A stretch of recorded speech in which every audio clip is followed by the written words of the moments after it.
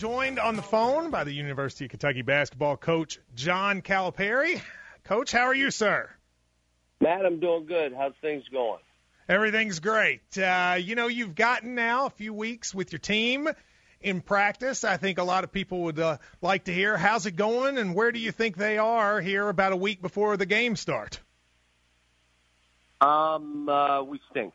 We're not very good defensively. Our rebound attempts on offense and defense are not very good.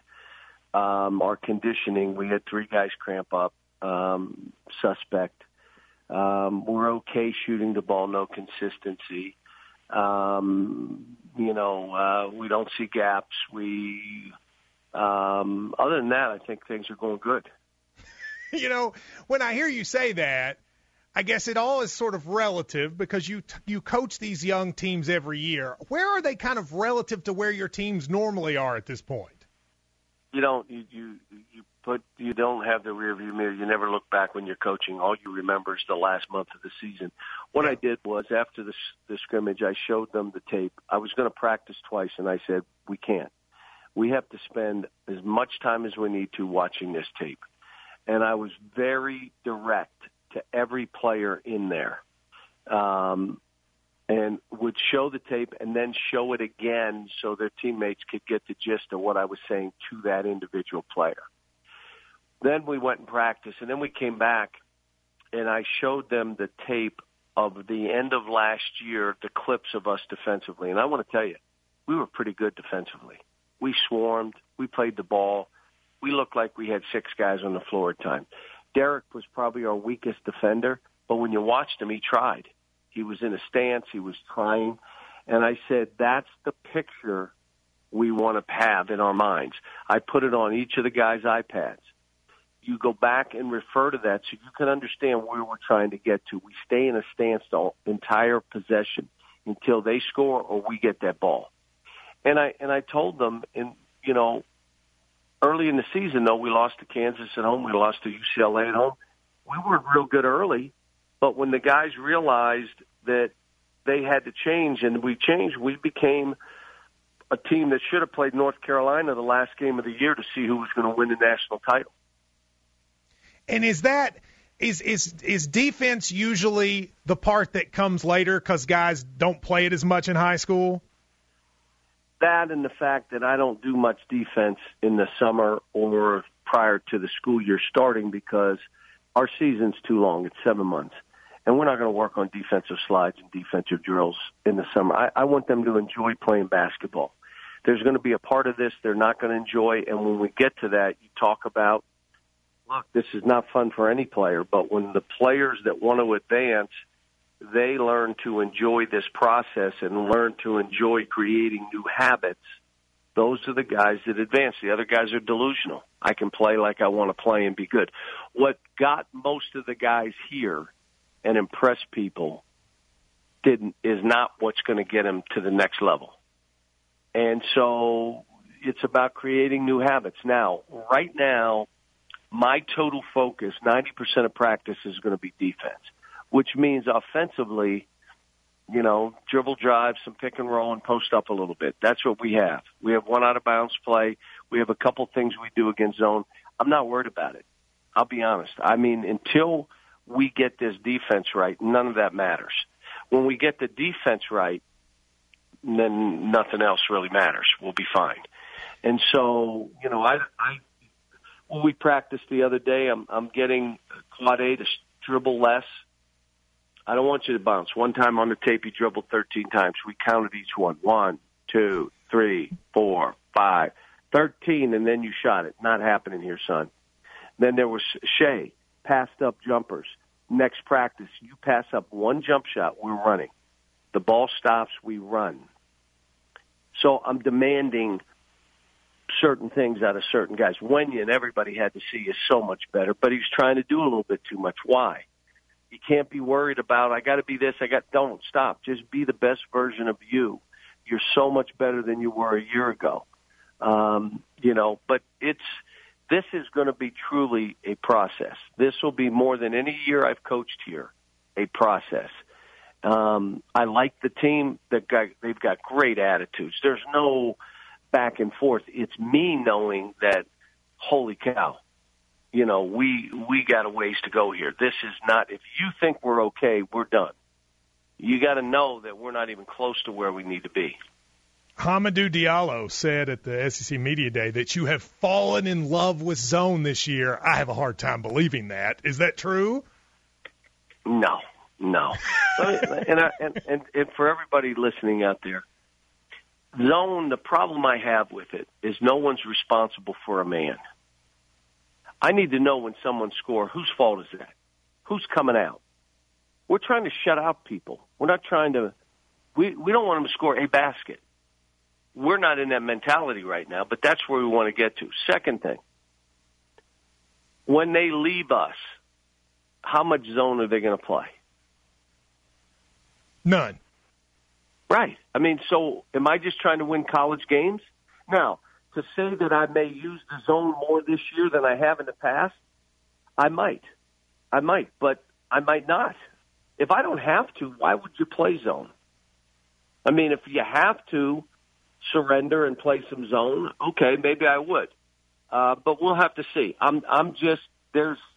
Those are the reasons I don't like zone. I don't need to be a genius and, wow, look at him coach him up and he put in a zone. This guy's a genius. That's cow ball, and I don't care about that. It's how, am I helping these kids get better? Are we playing a way that we can win? And don't give me any credit. I get no credit. It's all about players. He just has better players. He just rolls out balls. He didn't coach at all. Okay, then we win all the games. That's good. I'll be fine with that. So if I'm playing zone, we're in foul trouble. I want to change up the game, and we can do things to change up a game by going zone. Maybe one. Look, we played one team when I was at UMass, all zone. St. Bonaventure. St. Bonaventure had the worst zone offense I'd ever seen, so we played a zone every time we played them for 40 minutes. That was the only time I've ever really said play zone, and we didn't know what we were doing. And that they didn't know what they were doing either, so that's why it worked. So it worked. All right, let me ask you about the Morehead game coming up. Very cool idea. It's Monday night. People, maybe the first game I can remember where it won't be on television, going to play against Preston Spradlin, one of your former staff members. I think it's going to be a really neat thing. Are you glad the NCAA sort of that allows this type of exhibition game against a D1 team? Yeah, and I love the fact that it's for charity. It gets to us to leverage our programs and all that we do to give back. I mean, right now, what's going on in Puerto Rico and still in Houston and still in Florida, and what about these wildfires and people burned out of – I mean, we have a chance to come together. And again, let me say this. We've already raised well over $1 million already, our fans. This is different. There are tickets in the lower bowl that you can never get, ever. The mid-court seats are like 100, and there's a few left. There's not many of those. The end zone seats down low are $50. You can get those. You could sit for $10 upstairs. All right? All the money is going to charity. It doesn't go to us. It doesn't go – that money – is going to charity, and it is going to be used for those causes. And so we'll be able to say how much we raised. My guess is $500,000, maybe more. I bought 2,000 tickets for our students so they can come for free. So, and if more want to come, I'll buy more. But I'm buying tickets for our students. They're going to announce something tomorrow where they can pick these tickets up in the next day or two. And we'll do it on probably on my website. I'd put it on KSR's website, but I'm in total competition with KSR. So probably put Fair it on enough. I website. Understand that. So, but I want students there to enjoy it, and I want them to know that the money that I'm buying these tickets for them is going to charity. It's a Division I game. I think the only game like this, well, even our scrimmages are on TV. A Division I opponent, probably when Coach Hall was here playing Russia. That would be the best kind of team in an exhibition, would you say?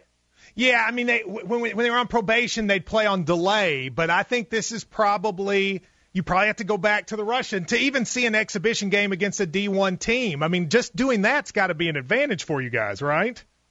Yeah, it is, but it's more, come on. I mean, this thing, to do it for charity, to have people know that it kind of means something that, like, you're not going to, like, unless I give you a tape, the videotape that I'm going to be watching, you're not going to see this game unless you're in the building. So if you really want to see us, if you're a Morehead fan too, buy the tickets. They're not, like I said, if you want to be downstairs, you can't get, when could you buy a ticket against a Division I opponent down low? Like, never. You could maybe you could go on the, try to get it on the off market, but you're not getting it where it's your ticket, you buy it for those games. Somebody said to me, yeah, I bought 8. I said, why'd you buy 8? He said, because you can never get these tickets. I'm the 4th row. I'm there. I can't get those tickets at games. So I bought 8 of them. We're all going. And so, and then upstairs, the middle row seats are good seats. And I just want us to be one of those schools that when we do something together, it's everyone coming together and doing it. You can also text KY Cares to 87872. KY Cares 87872 if you can't get to the game, and text whatever you want to text to it, and it's all going to be added together. So I'm excited about it. I'm not sure we're ready to play a Division I game. We have a game Friday, and we'll see where we are against the Division I opponent. We'll see. I mean, all I can tell you is we are a ways away, and I'm anxious for today's practice. We had yesterday off. We have to give a couple days off a week, and I am really focused on, okay, what do we need to zero in on? And let's just worry about those things. We're not going to be prepared to play a high-level game the first month of the season. Sorry. We'll fight, and if I can get the biggest thing, there's got to be a competitive spirit where you're trying to shut somebody up. You're not exchanging baskets. Right now, we exchange baskets. And if he scores on me, I'm not mad. I'm going to try to score on him. You can't win that way. This is a group of guys with a competitive spirit trying to make it so hard on the other team to score, and then trying to create good shots for each other down the other end. And having that mentality. We're not there right now. Now, I got to ask you, the last time I saw you, you kind of snapped at me a little bit because I asked you about. I did what? I snapped at you? Maybe a little bit. I mean, it wasn't bad, but I'd asked you about, the end of Rick Pitino is now not the coach at Louisville, and you have been rivals with him for a long time. Let me say this. Before you go into that, let me tell you, if you would have been more aggressive and said it's not coach's day, it's media day, I probably would have said, all right, ask your question. But you were too soft. I was. I should have learned from Jerry. But what I was going to say then, I'll be aggressive, is Rick Pitino's no longer the coach at Louisville. Will you miss the rivalry and coaching against him now that he's gone? Well, they were always good games. I mean, I coached against them at UMass. I coached against them in the NBA. I coached against them in Memphis. And every one of those games were, you knew the other guy, we're going at each other. So any games like that. But, the one thing, and all the Louisville fans, this is it's a sad deal for the guys and Tom and Rick. I hate that it's happened this way. But for the fans there, Louisville goes way back. I mean, whether it be in football, in basketball, what Denny Crum did there, you think about it. And even before Denny Crum. And when how about Schnellenberger, what he did? And then won the Fiesta Bowl, beat Alabama. How about a field goal by Louisville against Rutgers, or maybe they're winning the national title the last time. And now you're in the ACC, and now your facilities are second to none. They're going to be fine. And so, it just, I hate it for the people, but let me tell you, it's important that Louisville, the school and athletic, does well, because we all in this state need the city of Louisville to do well. For this state to make it, Louisville's got to be strong as a city. Now, anytime we play Louisville, I want us to beat their brains in. But I also recognize that the bigger picture is, for this state to make it and to do well, the city of Louisville has to do well, which means the University of Louisville has to do well. And the growth of that city, you could tie it right to the university. And so I just say that, unfortunate what's happened, but, I see maybe, the short-term stuff looks bleak, but I don't believe that's even bleak, and I think they'll be fine. All right, well, John Calipari, the number, if you want to text, is 87872. Text UK Cares. Tickets on sale for the Morehead State game. I'll be there. Going to be a cool environment.